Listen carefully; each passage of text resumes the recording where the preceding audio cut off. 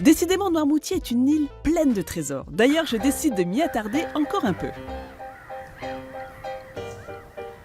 Je vous emmène à présent à la rencontre de Chantal, une Noirmoutrine tellement fière de son île qu'elle en a fait sa source d'inspiration et son outil de travail.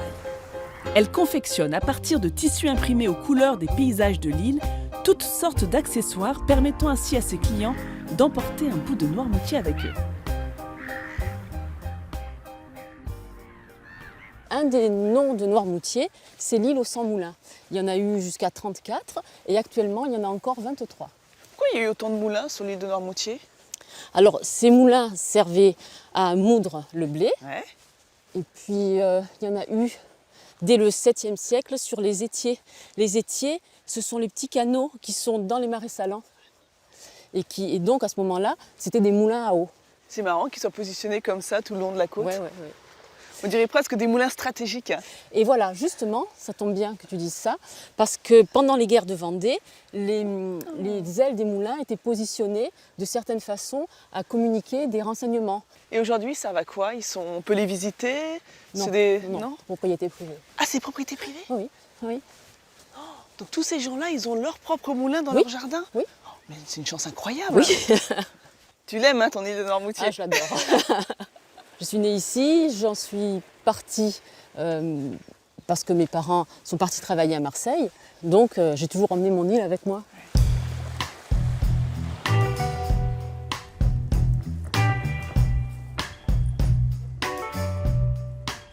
J'aime bien moi, cette odeur de pain.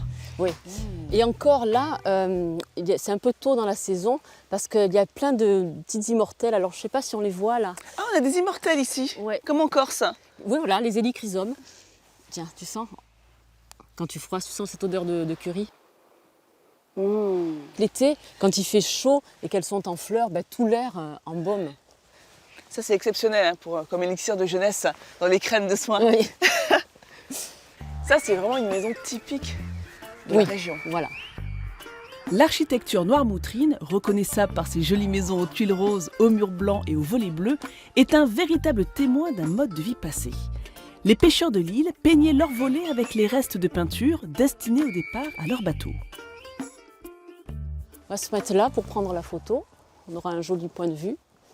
Comment tu as eu cette idée de transposer tes photos sur des aquarelles, en aquarelle, sur des objets de décoration? Alors, maman était couturière, hein, donc j'ai toujours vécu dans une maison où il y avait des tissus, où les femmes venaient essayer leurs robes. Donc j'ai toujours été bercée dans cette atmosphère. Et j'ai toujours aimé la peinture, l'aquarelle en particulier. Et je ne sais pas pourquoi, un jour je me suis réveillée et j'ai dit à mon mari, j'ai dit, tu sais, je vais peindre des aquarelles, je vais les faire imprimer sur tissu et je vais fabriquer des créations. Alors, voilà, comme ça, je vois les arbres que j'aimerais peindre, le moulin avec ses ailes, les petites fenêtres. Voilà. Tiens. Revigorés par cette balade côtière, nous prenons la direction de l'atelier de Chantal, situé au cœur de Barbâtre.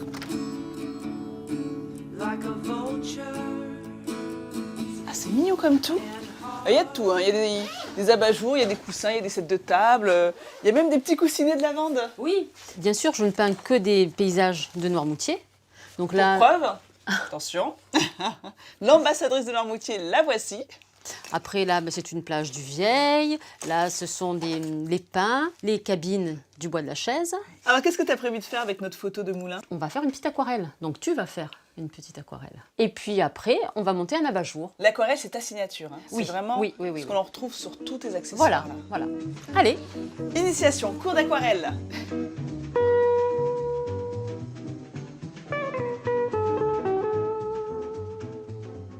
Tout d'abord, il faut savoir que l'aquarelle, le secret, c'est la maîtrise de l'eau. Parfois, il faut peindre rapidement dans l'humide, et puis parfois, il faut laisser sécher, revenir, appliquer des couleurs sèches.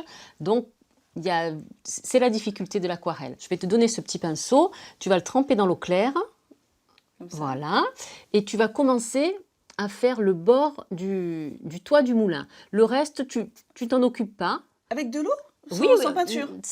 Sans peinture, je vais te montrer après pourquoi. Voilà. Là, je contourne le petit Tu, trou en voilà, poivrière. tu contournes. Maintenant, tu vas prendre le gros pinceau. Celui-là, c'est le mouilleur. Oula, Voilà. on passe aux choses sérieuses, Donc, là, ça, c'est chose Chantal. sérieuse.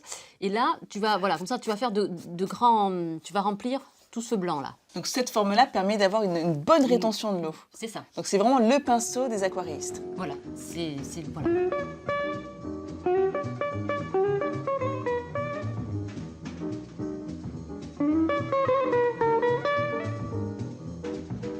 Et maintenant, tu vas appliquer rapidement la peinture pour le ciel. Et tu vas faire quelques mouvements comme ça, mais légers, légers. Voilà, voilà, très léger, parce que la peinture va se diffuser.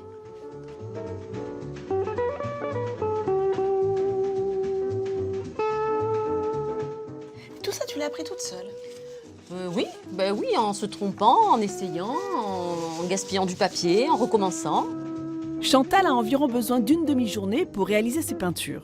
Son aquarelle est ensuite scannée et imprimée sur une toile de coton ennoblie. C'est à partir de ce tissu que nous procédons au montage de notre lampe à poser. Ça rend bien hein, sur tissu. Oui, c'est Il y a une même des petits impression. ombres qui sont là. Oui, c'est une impression à jet d'encre, et donc c'est lavable. Alors montre-moi comment est-ce que tu fabriques ton abat-jour.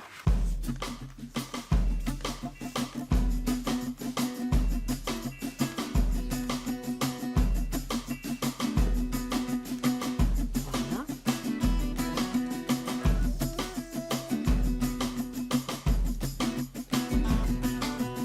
Tu vois, maintenant on va faire ça. On va. Il y a tout de même le petit coup de main à avoir, hein, Oui. Chantal. Et voilà. Plus qu'à mettre l'ampoule.